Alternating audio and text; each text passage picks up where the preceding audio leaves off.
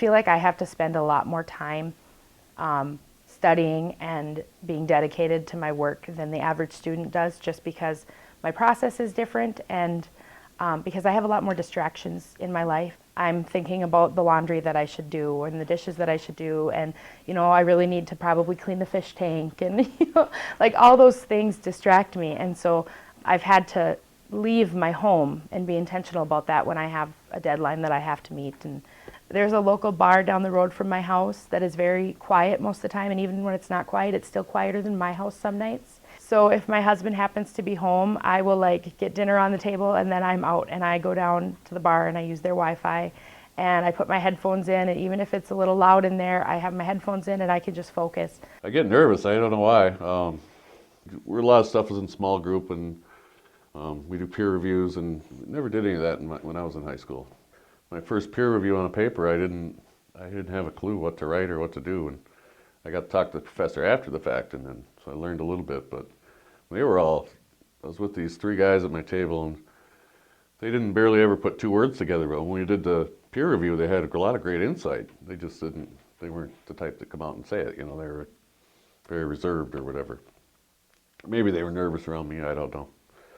Maybe they don't know I'm nervous around them. So when we split into groups, which we were discussing, it is a good thing, because when you get out in the real world, like I've already been, you do spend a lot of time working with people, not just you by yourself.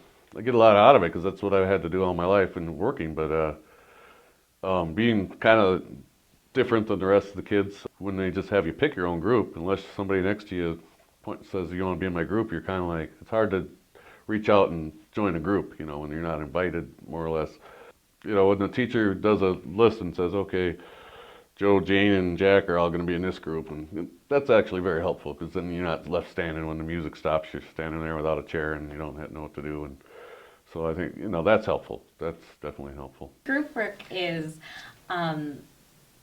sometimes a nightmare.